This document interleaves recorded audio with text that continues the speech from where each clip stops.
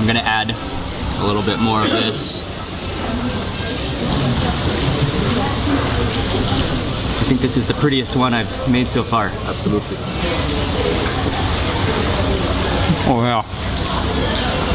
That is a one-biter.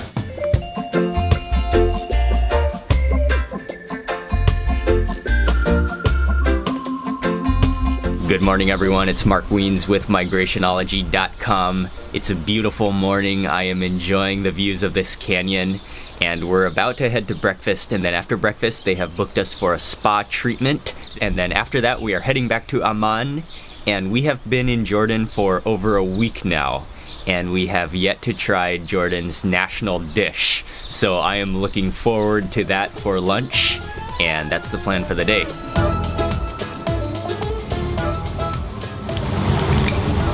Thank you. I got a bunch of vegetables. I topped it with some nuts and then some olive oil. And I'm just gonna squeeze on all of this lemon juice. There are cucumbers and a lot of arugula.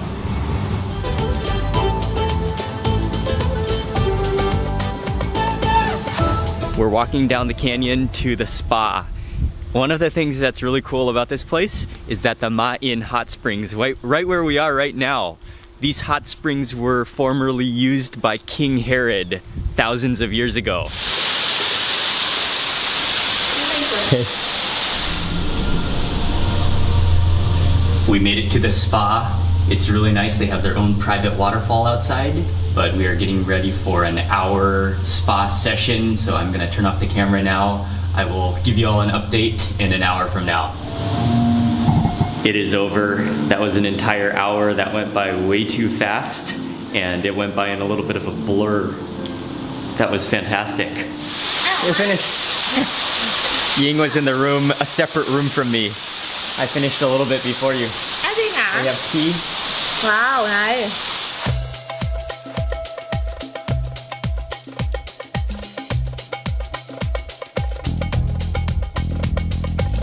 The private swimming pool and waterfall hot spring they have at the spa is really beautiful, but unfortunately we don't have time to use it because we got to get back, check out of the hotel, and we're on our way back to Amman.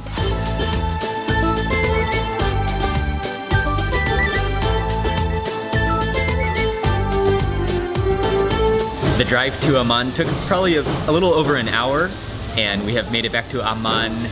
We are having lunch today at a restaurant called Tawahin Al Hawa, which is a well-known restaurant in Amman.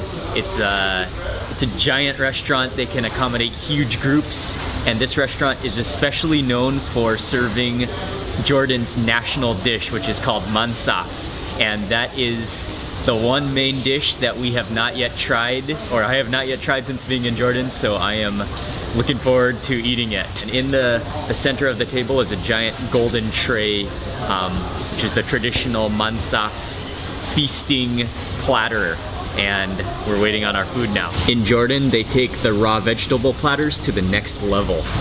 Look at this. Look at this just structure of raw vegetables. I'm gonna grab a cucumber.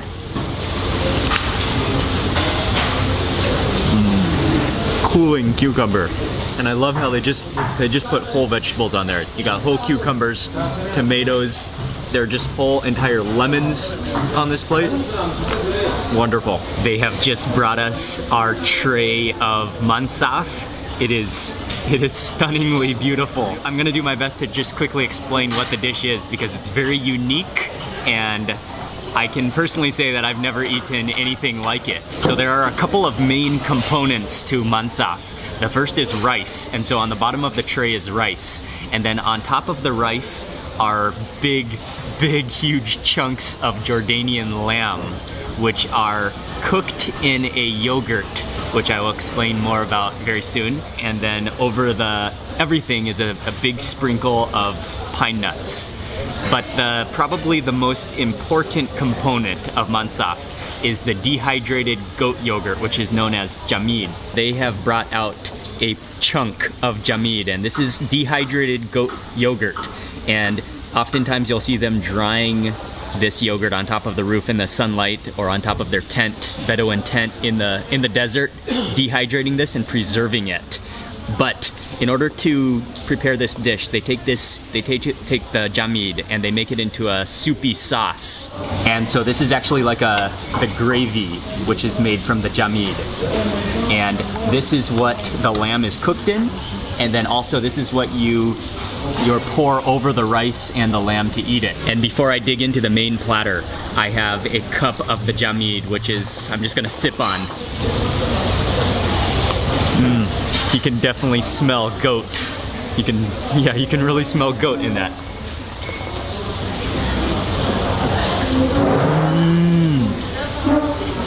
Oh wow. That is sour and very goaty. It kind of has a cheesy, yogurty taste to it, but it's salty and sour, and yeah, very goaty. That's delicious. Oh, wow. Pour the jamid like this on the Mansaf for people to start all around start eating. So this is what we do. You pour the jamid. So you ball it up? Yeah. With a piece of meat inside it. And maybe some of the fitahat khubz, some of the shrak. This is the shrak bread. Yeah, see the shrak bread? You just go like this.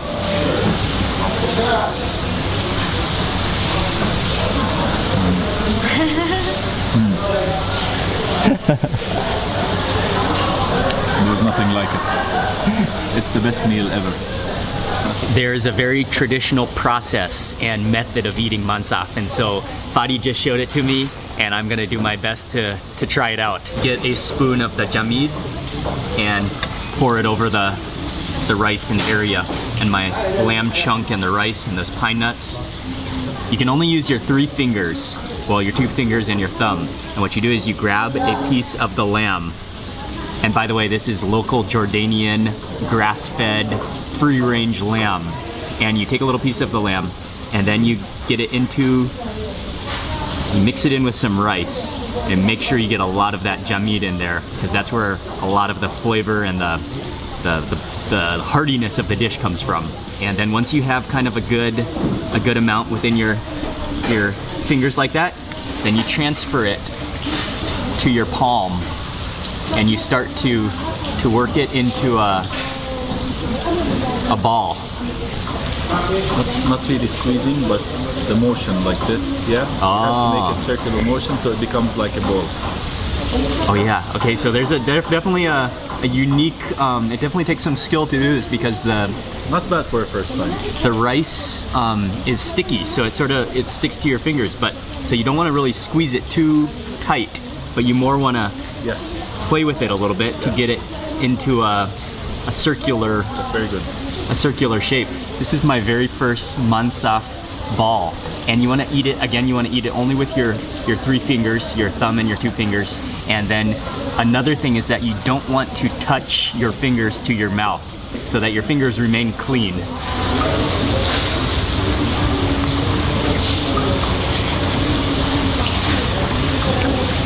Wow. That is awesome.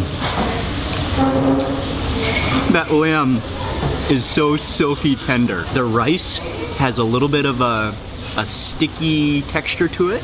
Kind of you can tell that it's been cooked for a long time with some spices. And then, yeah, it's all about that jamid. That is really the main component of the entire mansaf.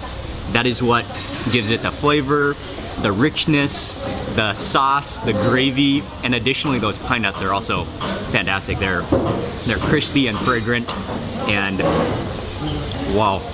Yeah, again, this is a dish that I've never had any dish even close to this, I don't think.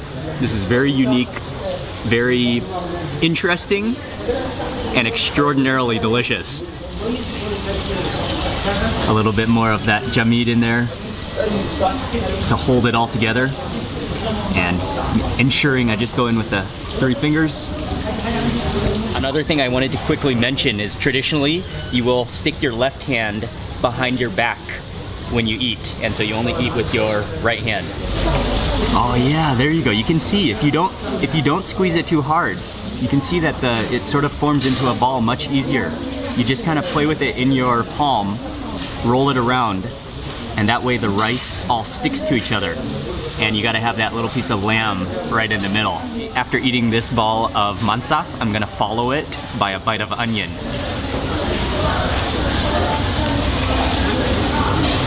Wow. And the onion is topped with sumac.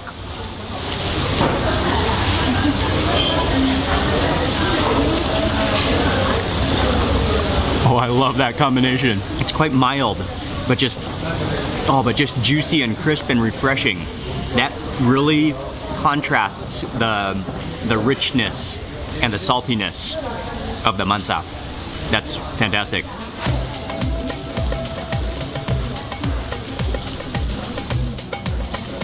Cheers, buddy.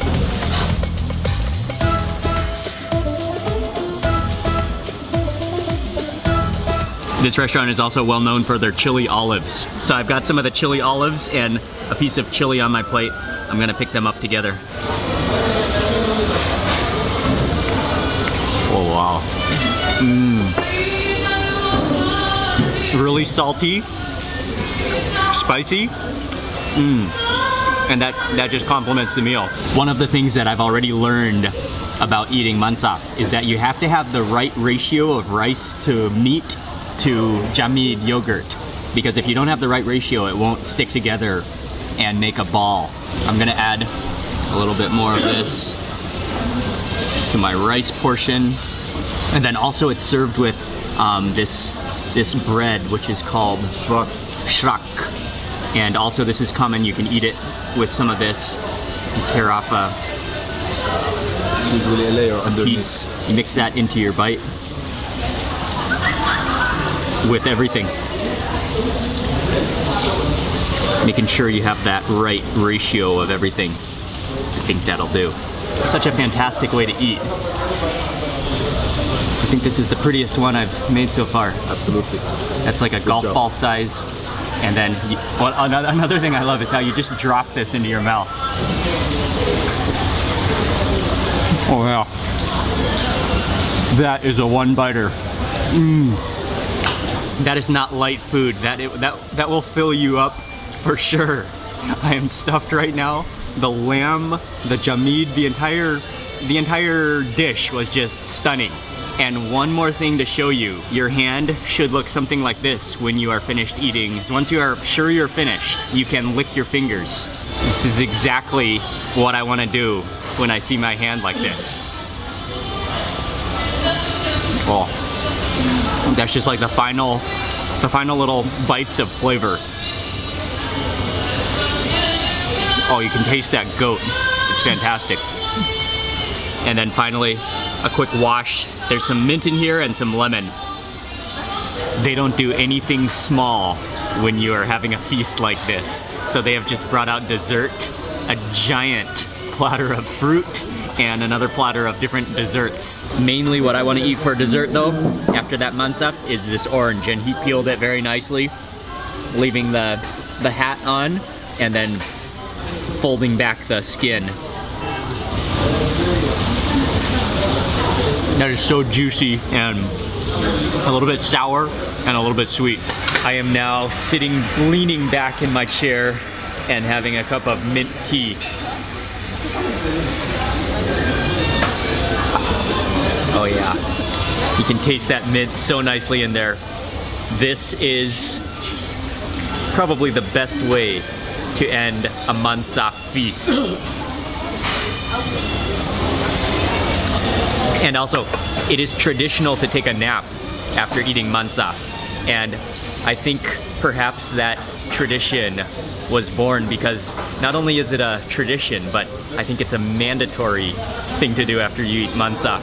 You just naturally start falling asleep. Are you going for a cup of coffee?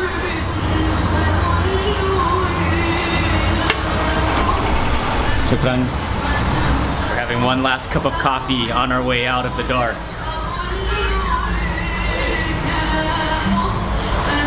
Yeah.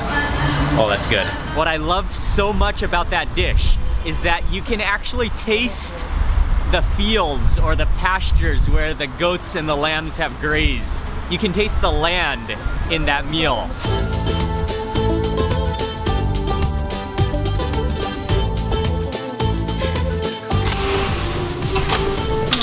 Back to the same room. Yes.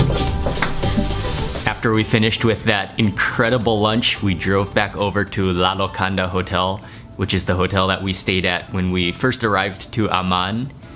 Our trip with Jordan Tourism Board is finished right now, but Ying and I are gonna be here in Amman for the next 2 full days. Tonight for dinner, a local friend has invited Ying and I over to their house to have dinner. So a local, homemade, family Jordanian meal for dinner coming up very soon.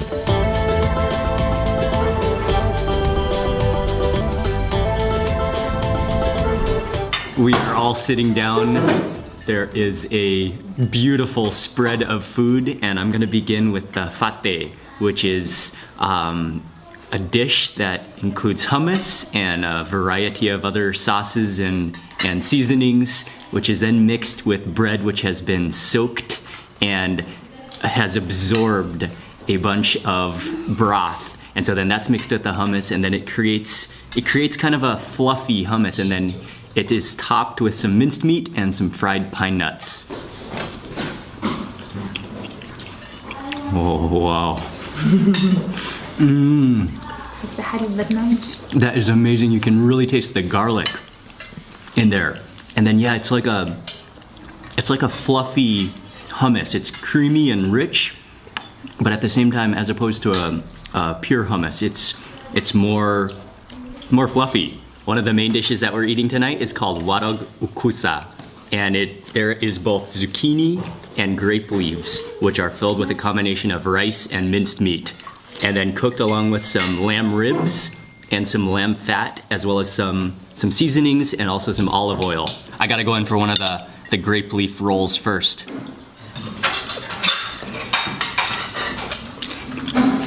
Wow. That is amazing. Amazing. Mm-hmm. It's sour, and then what I really like is the rice inside. The rice inside sort of just melts together because it's almost like a pudding texture. It's so melted all together, and it's mostly kind of sour and salty, and you can taste that fragrance of the lamb in there because it's all cooked and just mingled together. Our sushi. Yeah, it's like a sushi roll. It's amazing. This one is zucchini, which is filled with the same mixture. Oh yeah, you gotta see that cross section, the minced meat in there and the rice. And then it's all filled into a zucchini.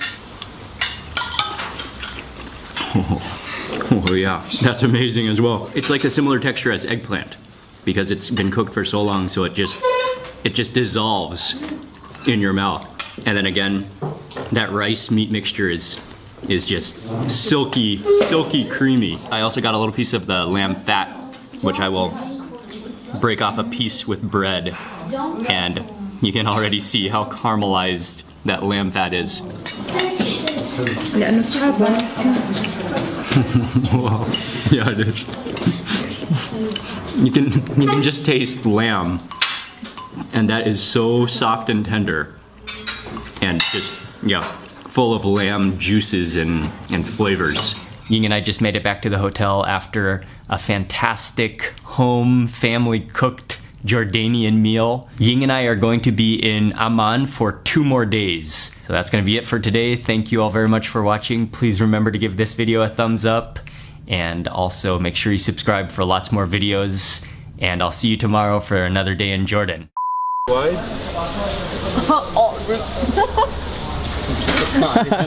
That's a big bite. That's the Mansaf bite. That's the Mansaf bite.